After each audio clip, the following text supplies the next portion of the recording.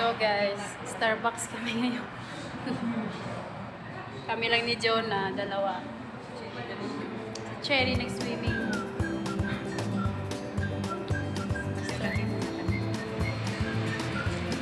Kape lang kami.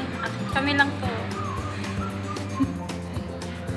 So yung labas. Yung driver namin hintay ng hintay. So guys, kararating lang namin ni Jonah. Punta kami ng punta kami ng Bacala. Bibili lang ng mga makakain ng mga food namin dito kasi naubusan kami. Magkatabi lang yung Starbucks at saka yung supermarket. Kaya yan tuloy, napagasto. Napa-Starbucks yung mga ladies. Napagsabihan pa kami mga pangit, charot. Ay, nalang. Mukhang yung malabalik nyo, sabi na direct tayo magpa-picture tatlo.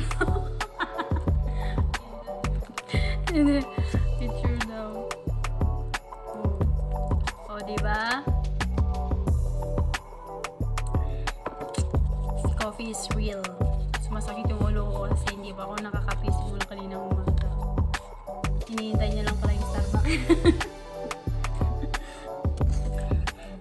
Wala, napagod lang kasi bumaba kanina. Kaya hindi nakakape. So yun lang, nagbili lang kami ng mga makakain namin kasi nga wala yung amo. At saka may binili kaming pabango. Ang bango-bango. Ano siya? Nakaka-inlove yung niya. Yung bango niya. Oh, yung black. Ito yung kinako. Wow!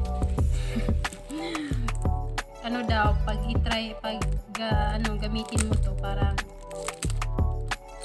susundan ka ng mga afam. Baka hindi afam yung susunod sa'yo. Baka mga amigas. Maakit daw. Dami daw maakit pag gamitin mo tong perfume na to. Try ko nga para dami naman akong maakit. Maakit dyan. Sino na maakitin dito sa Saudi? Try ko na siya. Ang bango niya talaga as in. Parang kung gagamitin mo siya ng parang bagong ligo ka pa lang. Cute kasi yung lagayan guys. Huwag nyo lang tanungin kung magkano siya kasi mahal, napakamahal niya sobrang.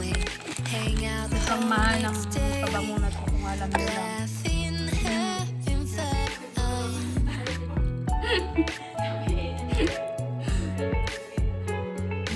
Diba? Huwag kayong bibili. Pagsisiyan nyo. Hindi naman pagsisiyan. Mabango lang siya. Huwag kayong dyan. Huwag nyong siseryosohin yung mga sinasabi ko kasi nga. It's very cheap. Okay? Kami yung mga tao hindi yung masyadong mahilig sa karot. Kami masyadong maluho. Bakit ba nung kabataan mo hindi ka ba nag-perfume ng Joycey? Johnson. Diba? Ang gusto ko dati Joycey na green. Joycey na green at saka yung red. Yung strawberry sa'yo, sa akin yung red. Yan talaga yung pabango ko. Saka,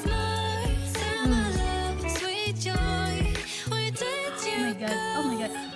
Parang, na-try ko na siya. Baka pupunta mamaya si Piolo. Wow! Si Piolo pupunta ng Saudi. Sinaamoy niya yung amoy ni Kimberly. Sige na guys, bye-bye na. Comment nyo lang kung ano gusto nyo kainin.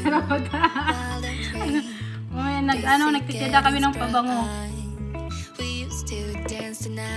Joke lang. Ibigin yung mga sinasabi. Mga charot-charot ko lang yan. Huwag maniwala. Diba?